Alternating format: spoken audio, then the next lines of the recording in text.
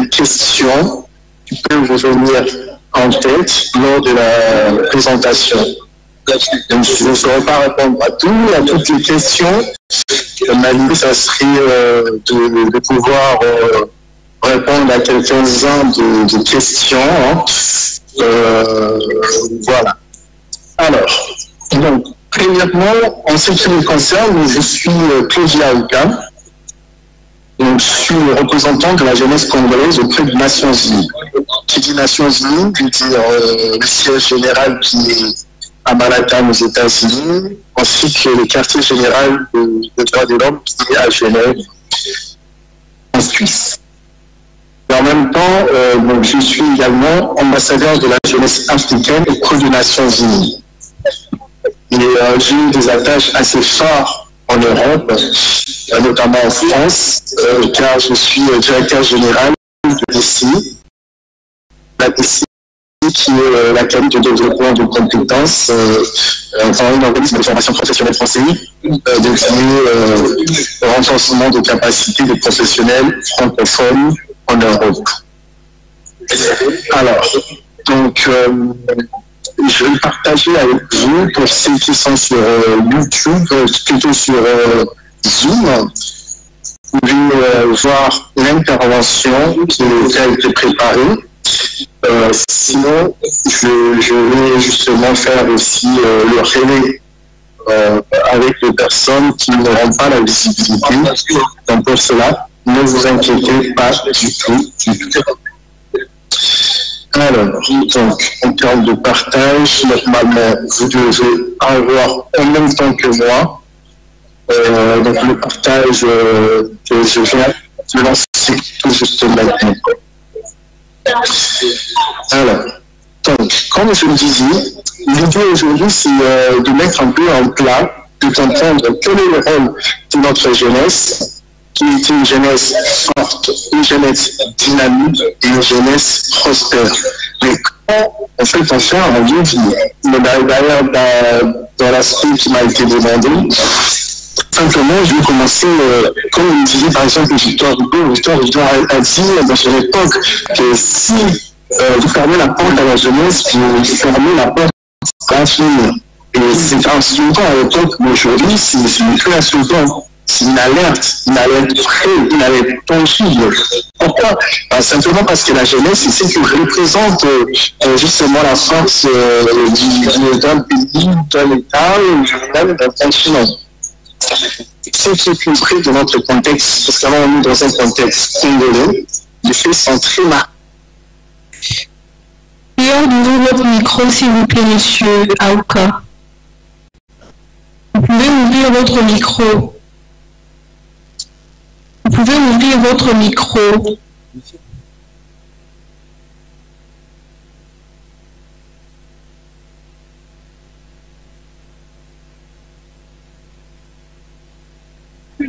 Alors, est-ce que vous m'entendez sur Zoom? Alors, je vais fermer le téléphone là, ça serait bien. Alors, donc là, je vais fermer mon téléphone, vous m'entendez bien? Allô? Très bien, on vous entend très bien. Parfait, donc je ferme le téléphone. Super. Alors, parce que là, je travaillais avec le téléphone, c'était pas du tout pratique. Voilà. Donc, ouais. Donc là, c'est parfait. Alors, je vais revenir sur la présentation. Alors, ça, c'est parfait. Le fait qu'on arrive à s'entendre ça, c'est génial. Alors, donc, en même temps, je vous ai partagé sur Zoom, hein, donc vous allez avoir la présentation que je vais faire avec vous. Donc, là, comme je le disais, l'idée aujourd'hui, c'est de mettre en place en fait un potentiel pour la jeunesse congolaise, parce qu'on a entendu d'autres intervenants, et on a compris la richesse qui existe justement derrière la jeunesse congolaise. Et nous, on veut simplement ajouter un tout filet et apporter quelques éléments de stimulation intéressants.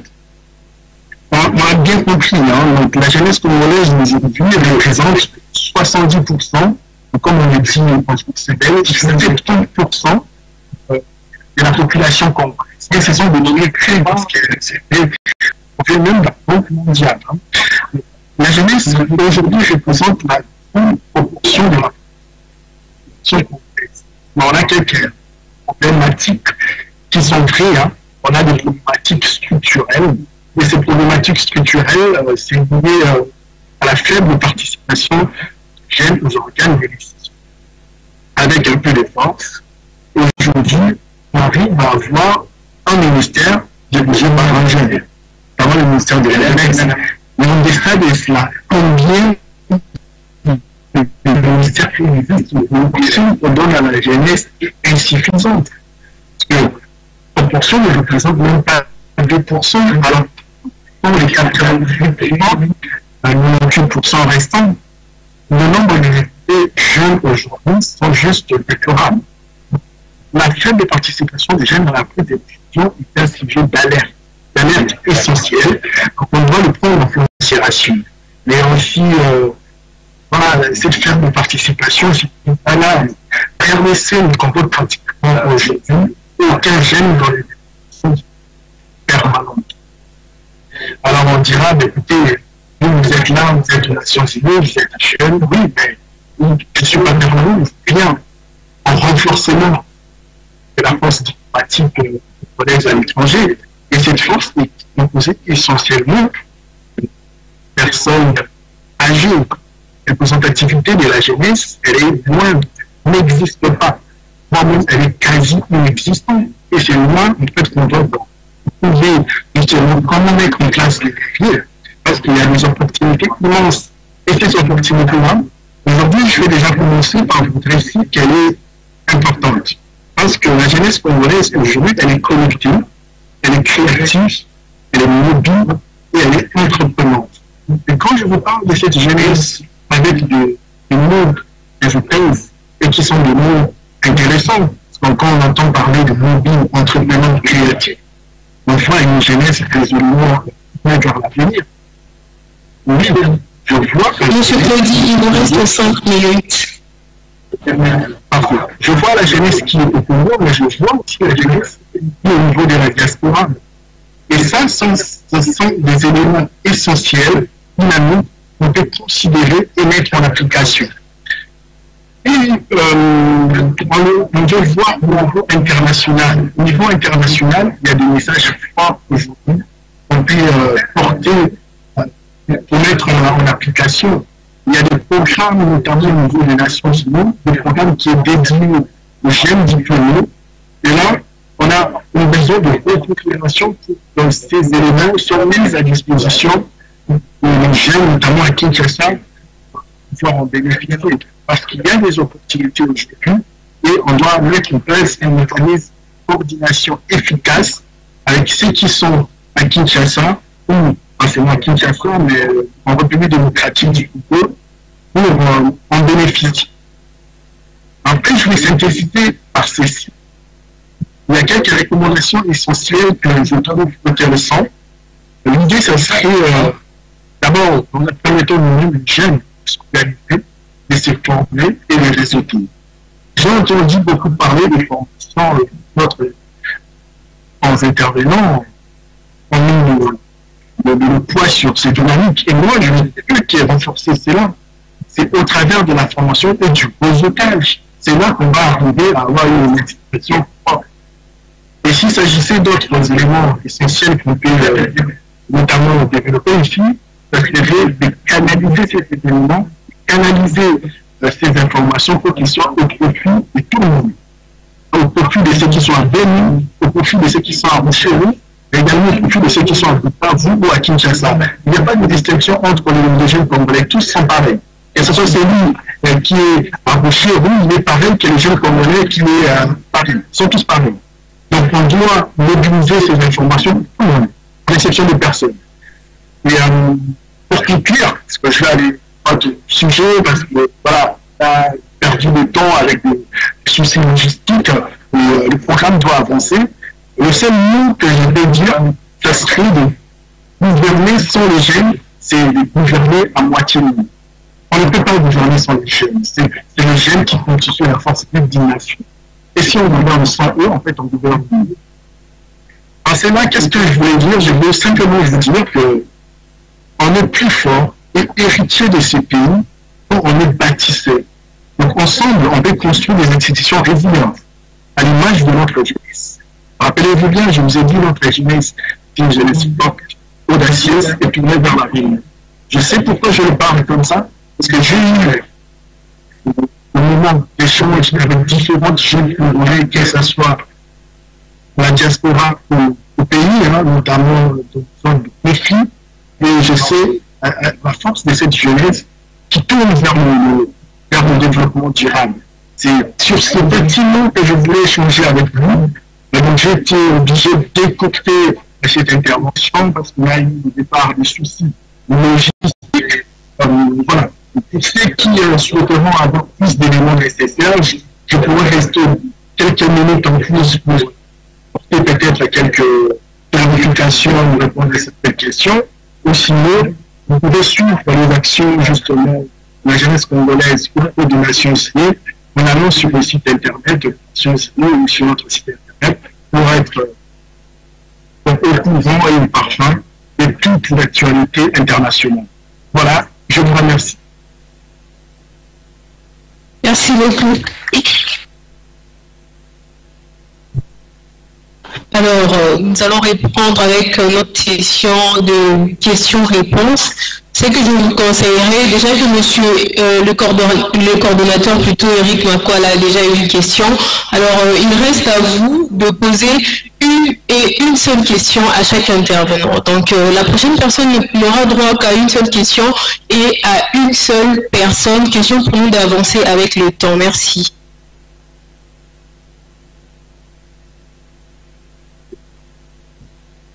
Des questions pour monsieur Joyce, pour madame.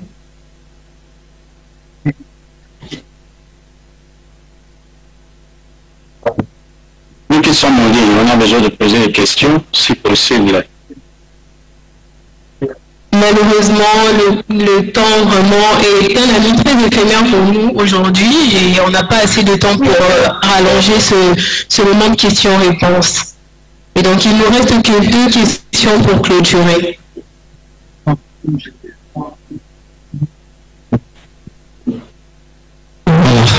Merci pour participer à ces conférences.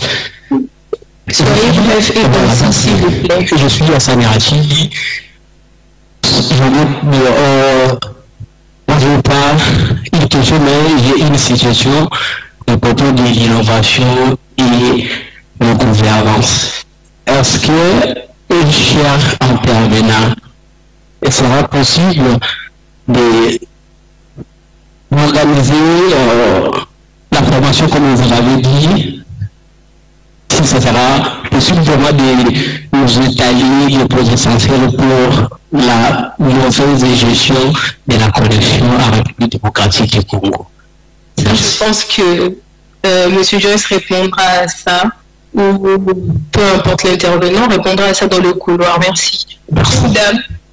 Madame au fond.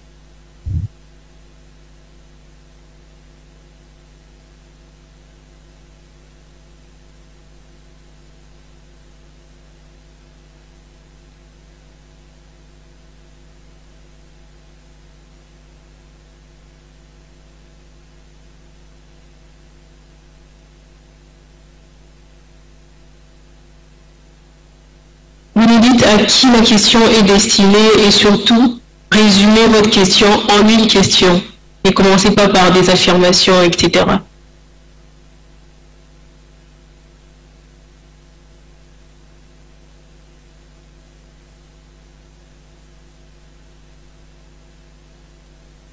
Merci beaucoup. Je suis Rebecca Bawele, étudiante à l'Université de Kinshasa, à la faculté de droit, membre du club du droit de l'homme de l'Université de Kinshasa. Ma question est destinée à notre expert en numérique qui est devant nous. La question est celle du savoir. Vu qu'une institution résiliente est capable de s'adapter aux défis émergents, comme ceux posés par le numérique,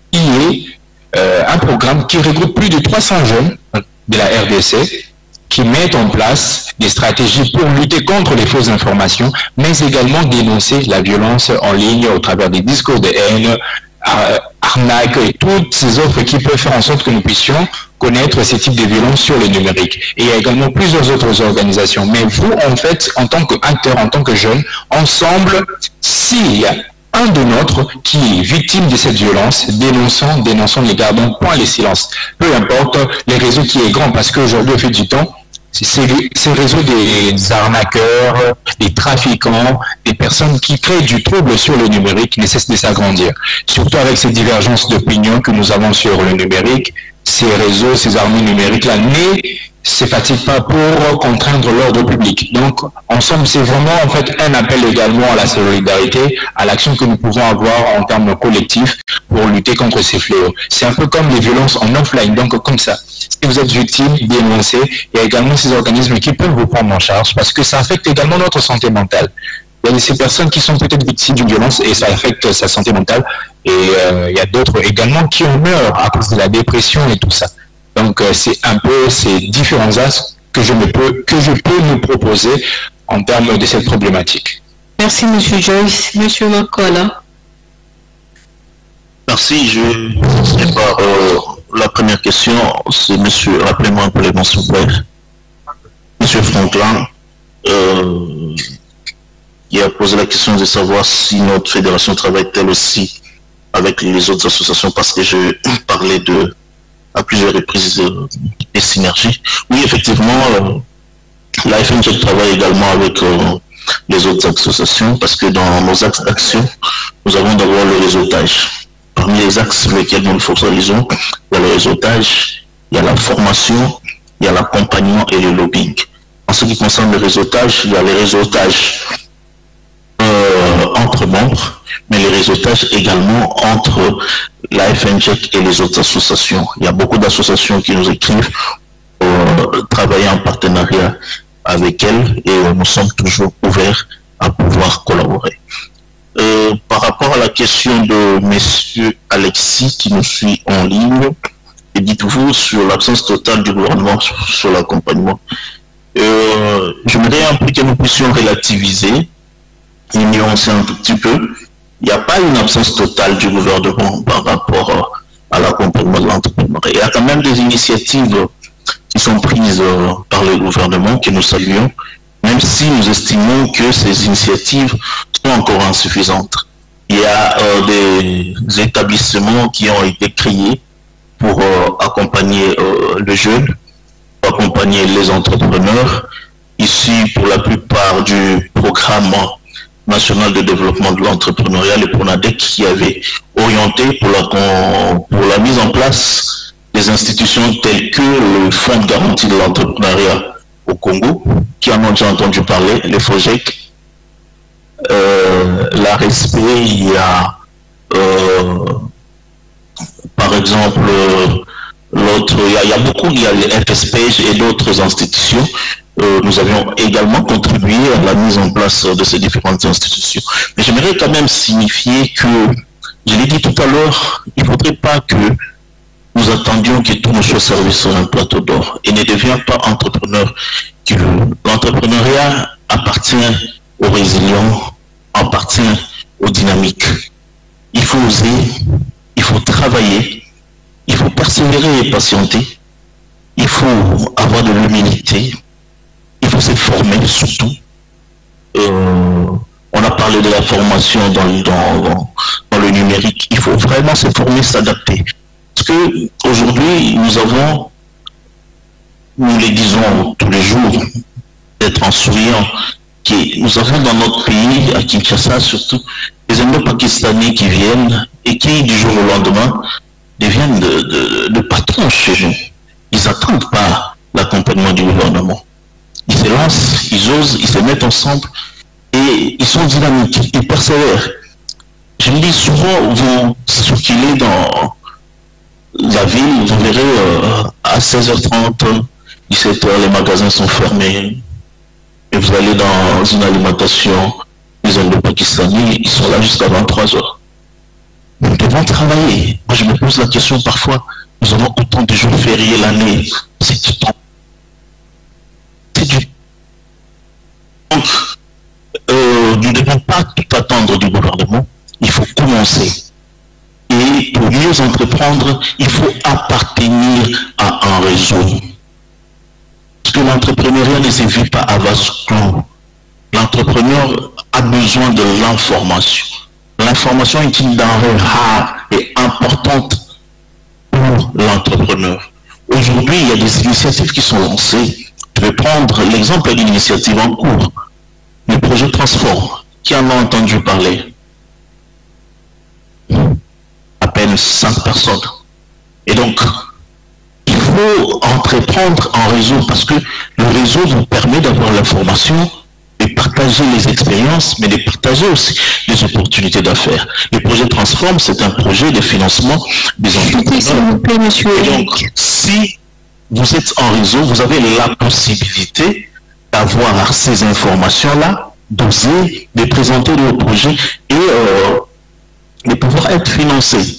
Et donc, il ne faudrait pas à tout moment que nous puissions condamner le gouvernement qui ne fait pas assez, certes, mais avec le peu qui est fait, nous avons nous le devoir d'oser et de peut-être après attendre que l'on puisse nous accompagner. Donc, encore une fois de plus, j'insiste sur le fait que nous devons sortir des sentiers battus, nous devons sortir de notre zone de confort et oser entreprendre parce que l'entrepreneuriat, c'est ce qu'il y a de mieux pour les jeunes. Merci.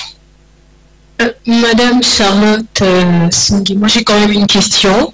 Ma question est celle de savoir quelles sont les stratégies concrètes que vous personnellement vous recommanderez pour assurer une représentativité équilibrée des jeunes femmes, particulièrement dans les instances de décision à la fois locales et nationales. En 2 minutes.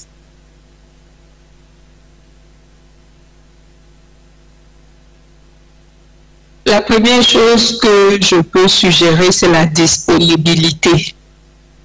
Et malheureusement, pour être disponible, il faut avoir les moyens pour être disponible parce que le Cordeau vient de parler des réseaux. Il faut savoir qu'il y a des opportunités. Et pour le savoir, il faut avoir l'information.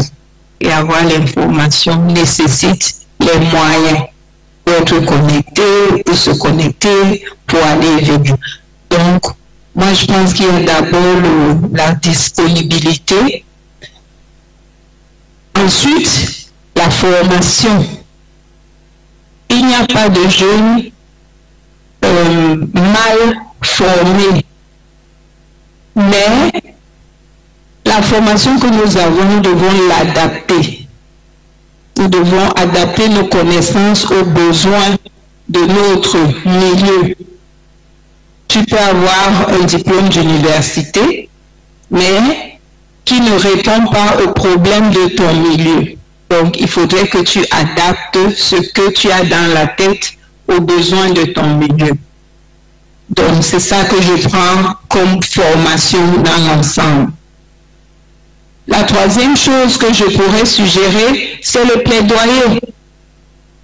Parce que les institutions existent, elles sont dirigées par des personnes. Et des personnes qui sont vos parents. Quand je dis vos parents, ce n'est pas vos parents biologiques, mais des personnes qui ont l'âge de vos parents. Donc il faut leur montrer la nécessité que demain ou après-demain, ils doivent être remplacés parce que l'âge va passer. Donc il y a ce plaidoyer qui peut être fait à plusieurs niveaux, au sein des familles, au sein des associations. Le ministère de la Jeunesse peut organiser, mettre en place des cadres, voilà, pour ce faire. Et la dernière chose que je pourrais suggérer pour amener une plus grande représentativité des jeunes, voilà, c'est tout simplement le partage. Parce que votre représentant aux Nations Unies il s'est présenté. Ça veut dire qu'il a beaucoup de choses, beaucoup d'informations ou beaucoup d'opportunités.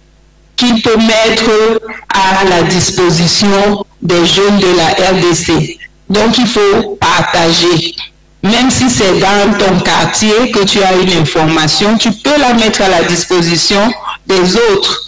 Donc, voilà ce que je suggère, parce que le droit, il est connu déjà. Voilà, les textes juridiques, ils existent déjà. Voilà, les cadres, les institutions aussi existent déjà. Mais si on prend peut-être des initiatives dans ces quatre domaines-là, peut-être ça pourrait améliorer la représentativité ou la participation des jeunes. Merci.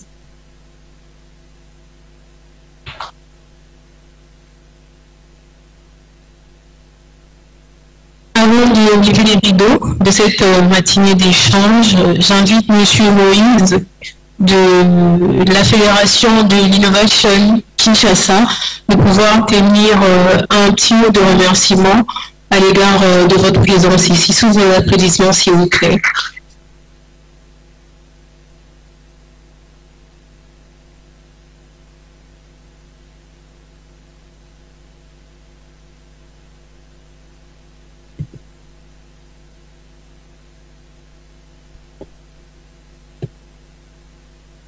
Il n'y a pas de limite à ce que nous pouvons accomplir si nous travaillons ensemble. Excellence, Madame la directrice adjointe et chef de l'État en matière de questions politiques, juridiques et diplomatiques. Monsieur le coordonnateur résident du système des Nations Unies en République démocratique du Congo, ici représenté. Les représentants des missions diplomatiques accréditées en République démocratique du Congo. Président de la synergie des jeunes africains pour la consolidation de la paix et la sécurité, distingués invités à vos titres et qualités respectifs. Nous voici au terme de cette conférence dédiée à un thème fondamental. Jeunesse, innovation et gouvernance. Co-construire des institutions résilientes pour un avenir durable. Durant ces 4 heures, nous avons eu des échanges riches et constructifs, entendu des idées novatrices, des perspectives éclairantes et des pistes concrètes sur le rôle crucial de la jeunesse dans la construction d'un avenir meilleur. Ce thème fondamental développé singulièrement par nos différents intervenants nous a permis de comprendre l'importance de la collaboration entre jeunes et acteurs de la gouvernance en vue de créer des institutions résilientes capables de faire face aux défis présents et futurs tout en favorisant le développement durable.